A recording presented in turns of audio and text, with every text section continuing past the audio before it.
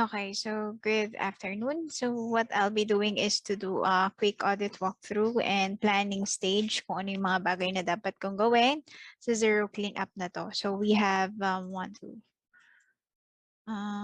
we have how many? 1, 2, 3, 4 companies to clean up. So this is the main account na kailangan i-clean up. So ito ang pinakamarami. So I'll start with this one. So I can start with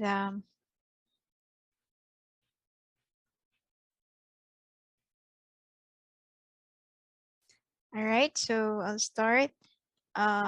Just gonna write yung mga bagay na dapat kong gawin. So FA Hybrid Trust, currently as of this moment, we have 603 items to reconcile. Okay, items to reconcile. Oh yeah, or this one is issues. Okay, we have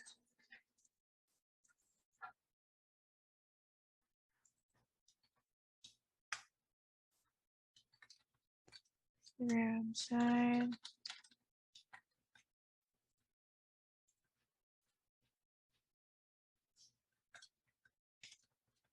And titinigin na lang.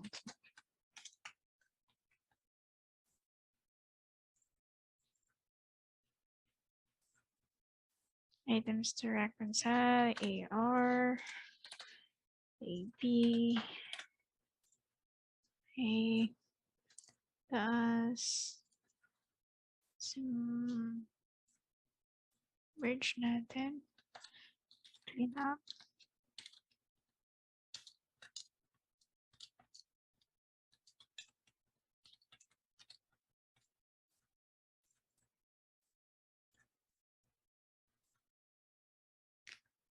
Okay.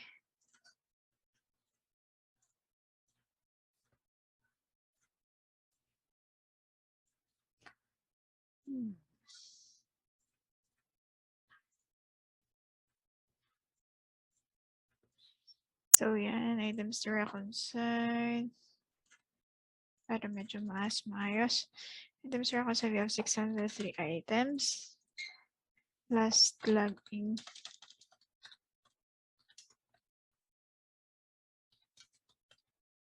So let's log in. Okay, 3:30. 22. 4:47 p.m. Okay, 603 items. FB Hybrid Trust. Okay. And then yung mga bank accounts. Bank accounts. So FB Hybrid Trust. So we have Hybrid Brisbane. Okay, ilang items? That's 52 items. That's SDN. AS transaction. Okay. ACC. So we have how many? 92 items to reconcile. And then I have FSBN. FSBN transaction.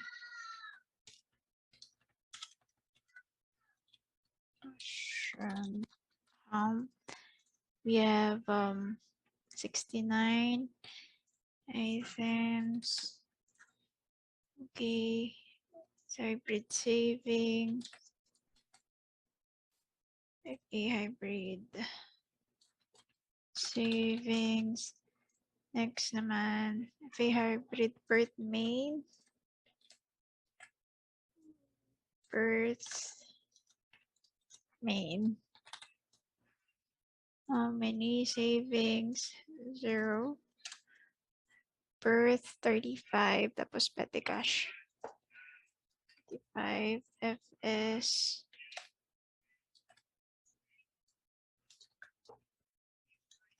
SPGH petty cash. Tama ba? Okay. 103 items. 3 center. Okay.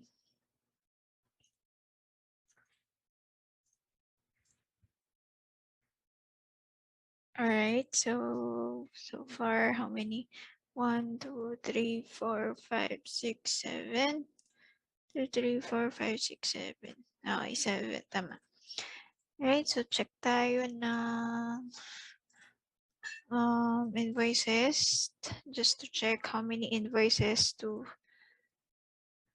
Okay, we have 25 na nasa draft. And then we have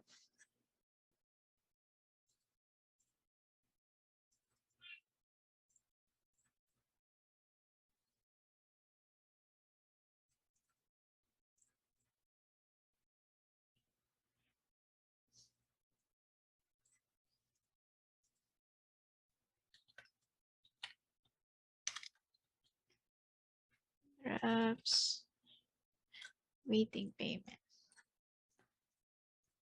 Okay. Yung nasa draft natin, we have 25 at saka 300. 33 na awaiting payment. Overdue.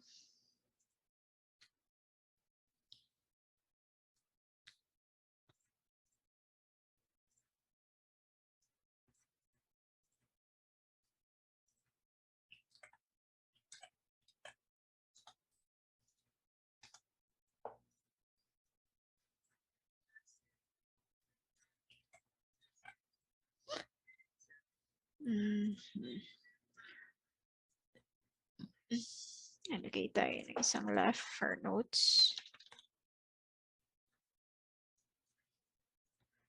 So, meron tayong overdue.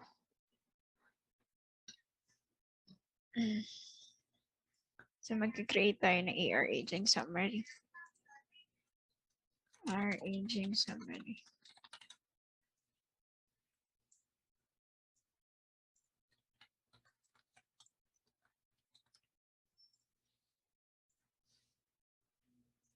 AP aging summary.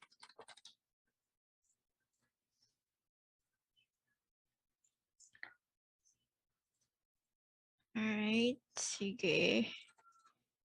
So this one, run tayo ng reports.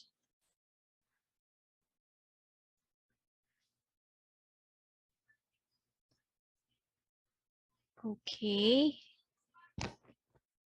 Hello. Okay.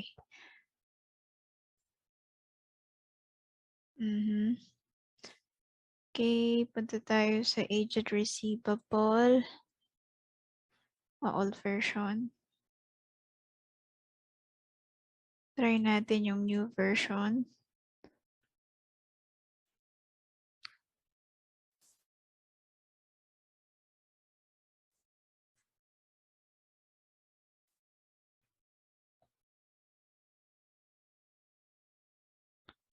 Ayan. This is the new version. So, export natin to as of March. Ayan. Export, Excel. So, mag-export na rin ako ng aged payable. So, open natin yan. Enable editing. Okay, move natin. And then just copy and paste natin dun sa kabila.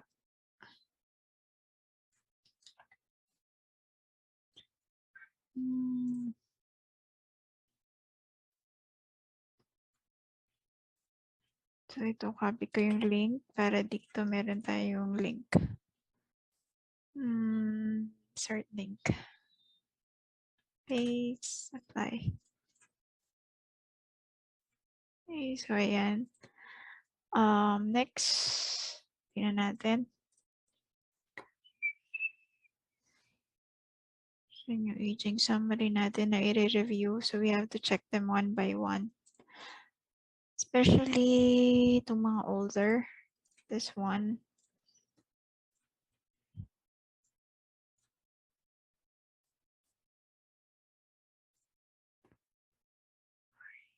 Masyadong mga ano. Okay.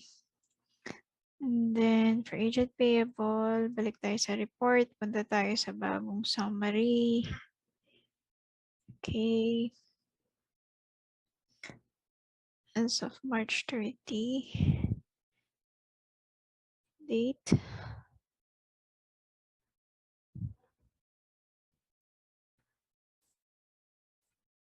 Okay. Export, Excel. So, ito, close ko na to. Ayan. So, agent payable summary just to make sure wala pong mga nakatago. Pero kapag kinapi natin at pinaste, makikita lahat ng mga amounts. Okay. Space special values. So, ito yung mga i-check natin. Move natin. Okay, balik tayo sa zero action plan. Punta tayo naman sa AP side. Bills to pay. You have to review. Okay, meron tayong isang draft and meron tayong awaiting payment na 385. Draft 1 and then we have 385.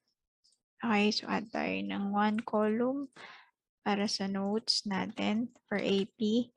So, lagay natin dito AP aging summary. Then, lagyan natin siya ng link. So, yun yung mga i-reviewin natin.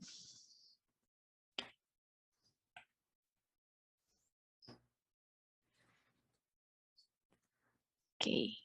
So, ayan na siya. Items, reconcile, ARAP. Okay, check. Then, punta tayo sa dashboard again. Run tayo ng trial balance reports. Where's the trial balance? Ayun. Okay.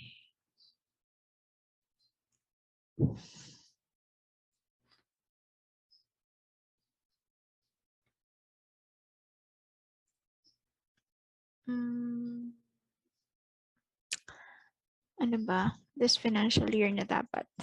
So hanggang ngayon na. Kasi malapit na rin.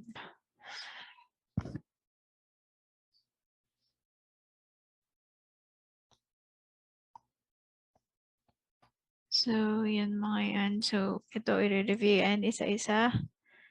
Just to make sure wala pong mga discrepancies. I mean, miscoded account codes. And yung mga accounts na dapat zero na pero meron pa rin amount. So, yun. Or baka may mga kailangan tayong i-create ng journal entry para ma-close na natin sila. Okay. So, what's that? Okay, I'll add here trial balance. Rename trial. Oops. Trial balance. So, this is the unedited. Edited trial balance. Okay. Punta tayo dyan. Open natin. Then, copy and paste natin siya. So, yun yung magiging basis natin. Before tayo mag-make ng mga changes. So, after making changes, we can compare it. And then, reference din po natin to sa mga dapat nating i-review ng mga account codes, the balances, and so on. Ayan.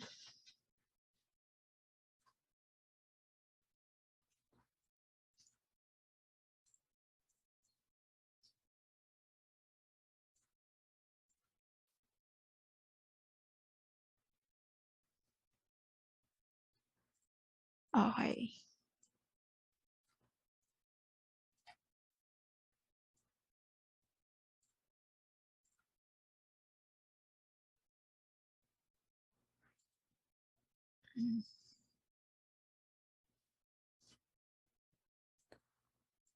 Okay.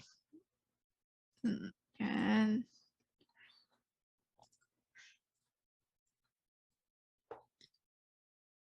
Reports. Trial balance.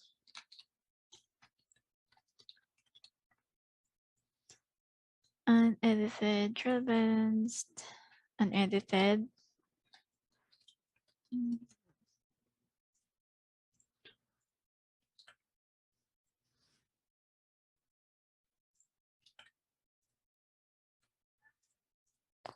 Yan. Okay, so yan mga isi-check natin. So this one has, meron silang Hubdoc.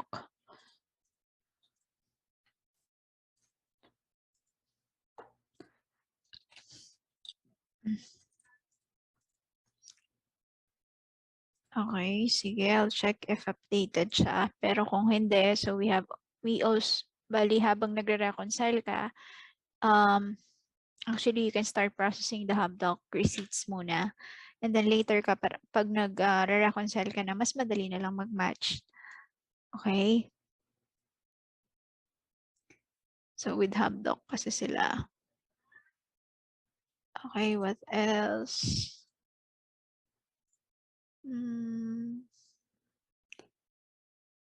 Ilang muna. So lipat tayo sa kabilang account. So we have the Aero 3D. Okay.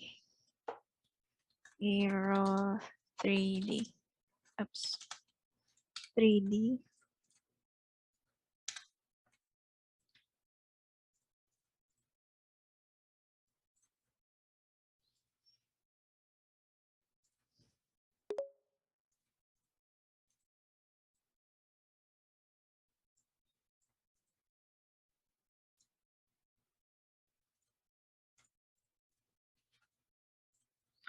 So for Aero 3D, meron lang siyang isang business account. So that's business friends account.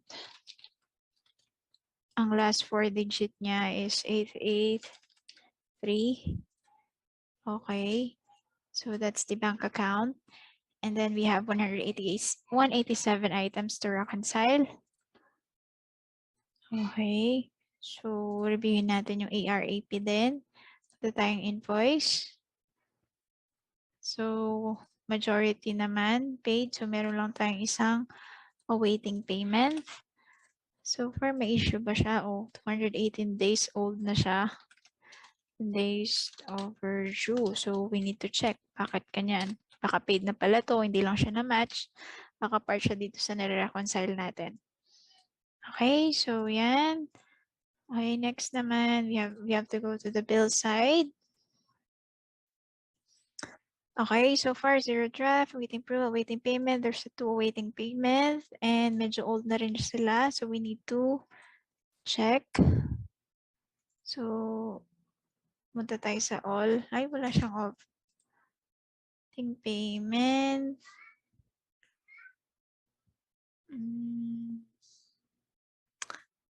Sige. So, meron tayong dalawang awaiting payment. Tapos, oldest is September 22.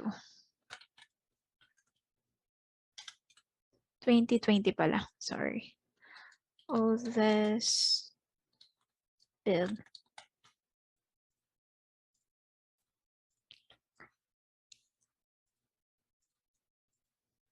Makikita rin naman natin yan sa ano, gano'n siya katagal.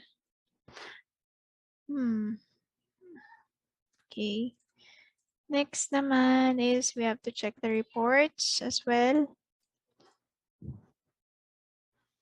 Trial balance.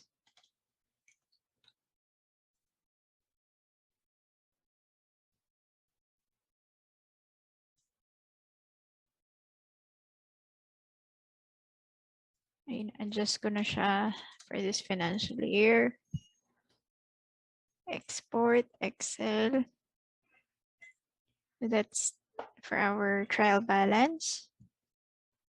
Enable editing.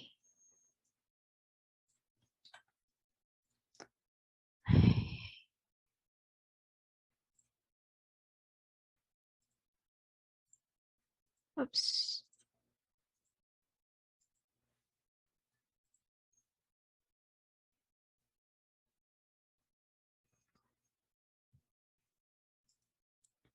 Dapat pala i-rename natin to kasi maraming unedited trial balance. So this is for FA hybrid. So create pa tayo ng new tab for unedited trial balance Aero 3D.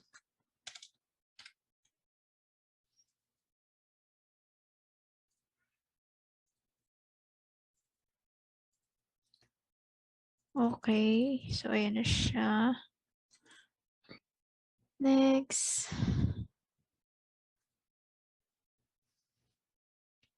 Hindi na ako nag-run ng AR at AP aging summary kasi ilang piraso lang naman sila. Ilang 1 tsaka 2. Pero pwede rin naman tayo mag-run.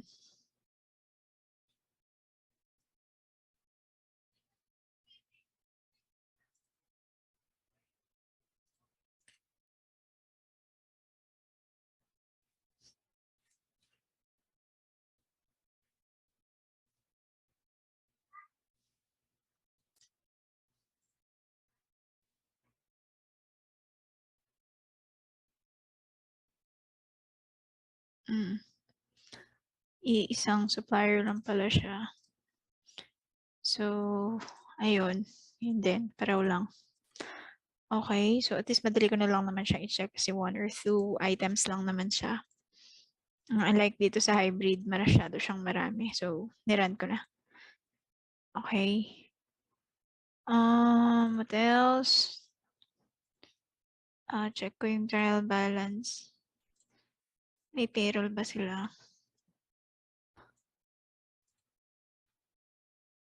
Wala naman. No. Don't save. Okay, so far, okay na tayo dyan. Pwede na tayong mag-move sa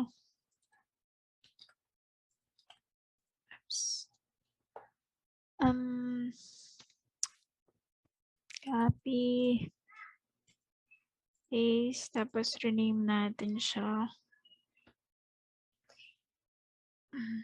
Mali.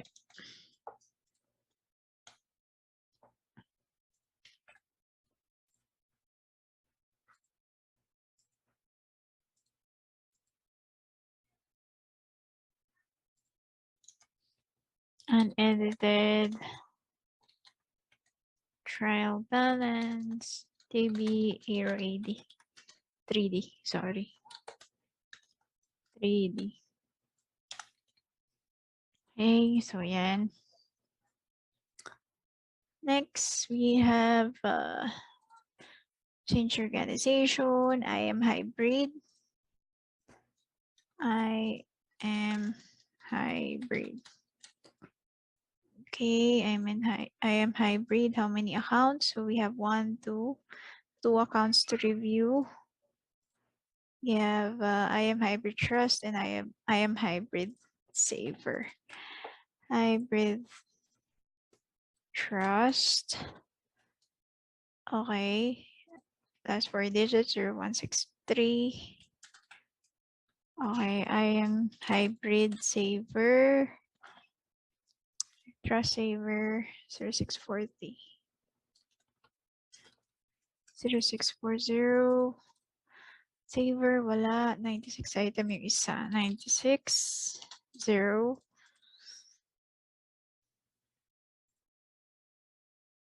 Okay. Invoices.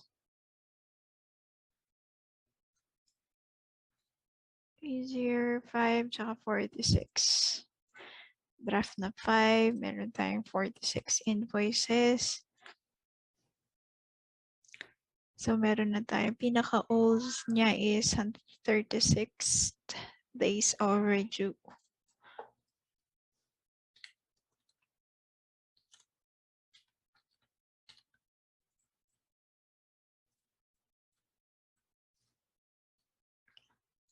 And then next,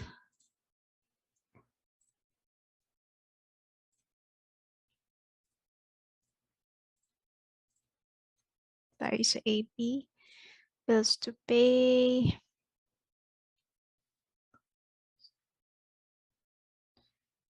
Waiting payments, 9. Then, move natin siya sa due date. Ang oldest is May 2018. How many? 90. Oldest bill, May 2018.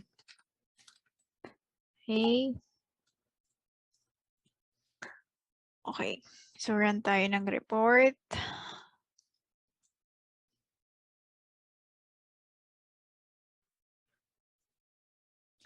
Kaya meron pala tong ARA. Medyo marami yung kanyang aging summary. So, we need to run AR, ayan, agent receivable summary. Duplicate natin para mabilis. Konting isa, agent payable summary yung isa. Okay, gawin natin siyang June 30, June, sige. Ano ba yung nilagay ko dito? March lang, okay. Sige, March 30 lang. Muna. Date.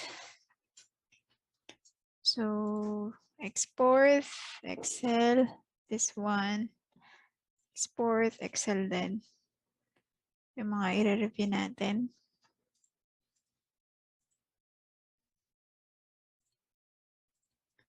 Rename natin to.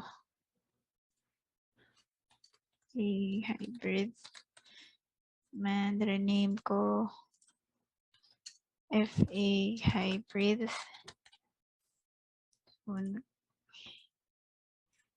ER aging summary.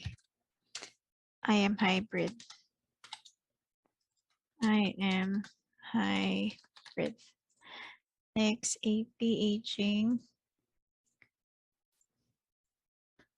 The aging summary.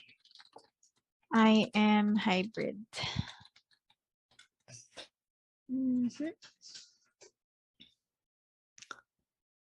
So, copy lang natin yan.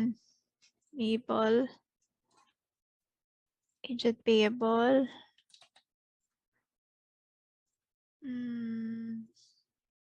Base. Values. Okay, next. Ano yung isa?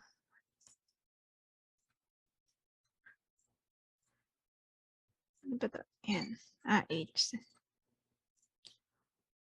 Okay.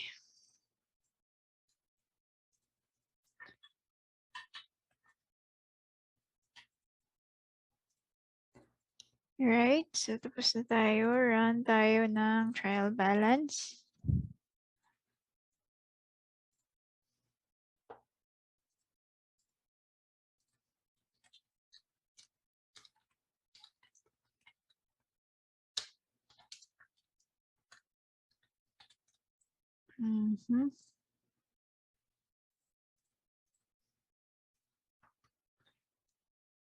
Trial balance.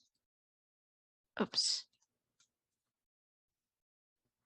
Natin siyang June 2022. Export Excel.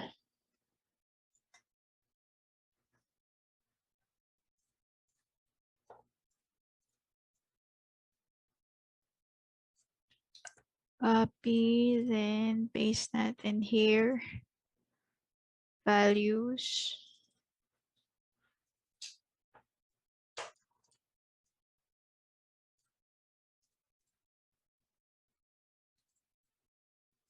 Okay, sige.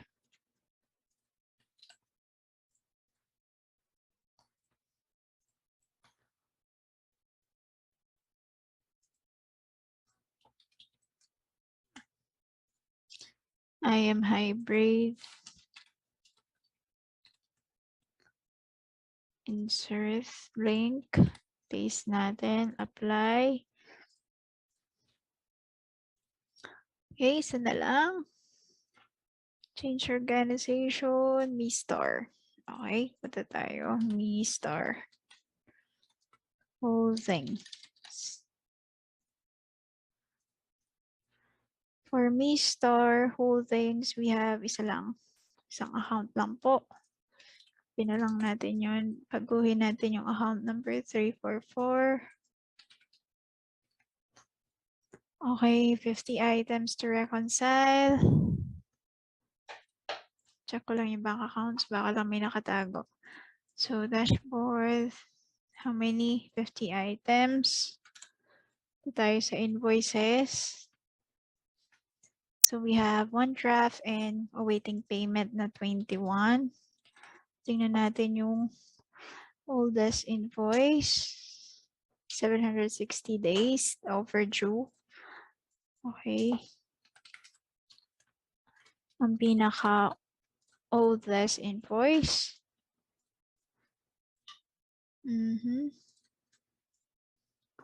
Dahil may ganyan siya. 1, 2, 3, 4, 5, 5. I need to run.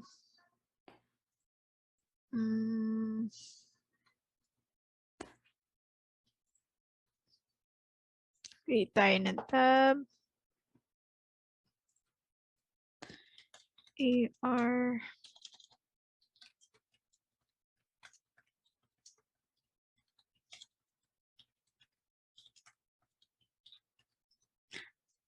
Star. AB.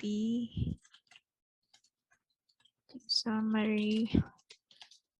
Star. Okay, and lagay na rin ako ng unedited trial balance.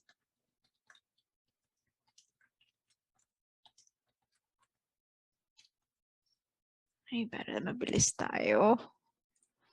So, reports.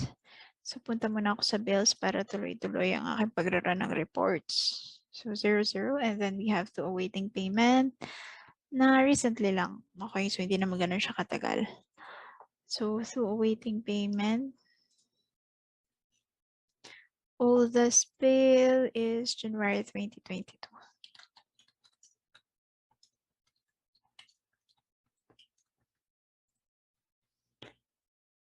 Okay.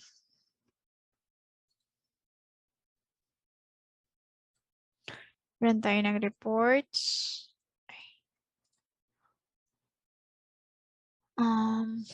Agent payable. Ay, receivable, tapos payable. Okay, sige, export. Next, agent payable.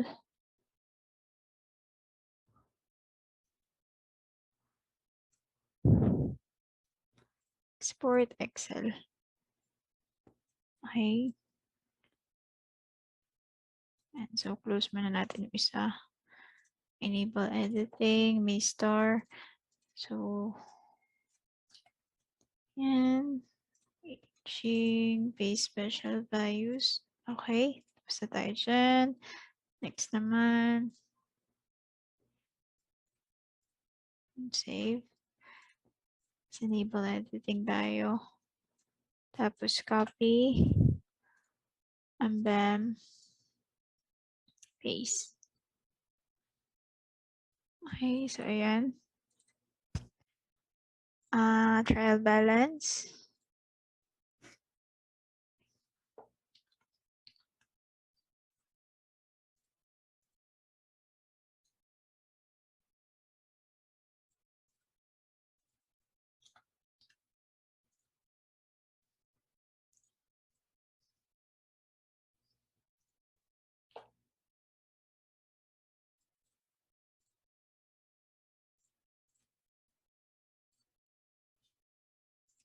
So, copy lang ulit. And then, paste natin dito.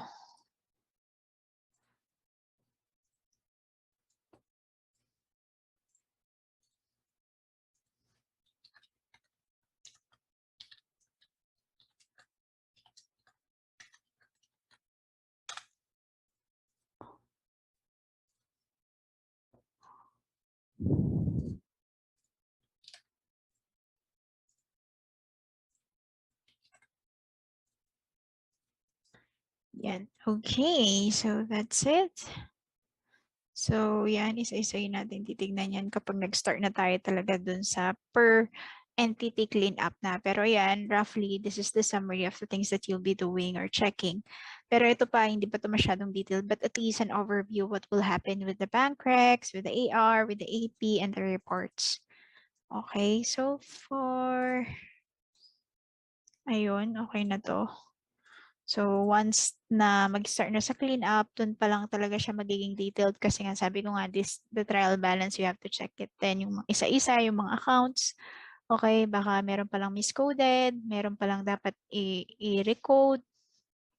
Okay, o kaya may kailangan i-archive, di na kailangan para hindi na masyadong kalat-kalat dun sa chart of accounts. And so on. Okay, so once talagang dig deep pa tayo sa mga transaction, dun talaga natin makikita yung mga iba't ibang mga issues. Okay, so ayan. I'll just change the color here para may guide ako. Yan sila. So that's it. So I guess that's it. At least I have an idea what are the things that I'll be working on. So I'll be planning na niyan kung ano-ano yung mga umpisahan ko. Comes to Hubdoc, ganyan. So far may mga ibang mga comments na here. Ayan. So some of them I'll review ano pa dapat gawin. And then I'll prepare the coding list or coding query list. Okay, so bago gawin yan, I'll start with the Hubdoc muna, processing of the Hubdoc. Okay, once na update ko na yung Hubdoc, I can work on the bank recs. And then after the bank recs, I can also review the AR. While doing the bank recs, I can work on the AR and the AP. And then also check, later on, I'll check the reports, yung mga bawat account codes. So yeah, I think that's it.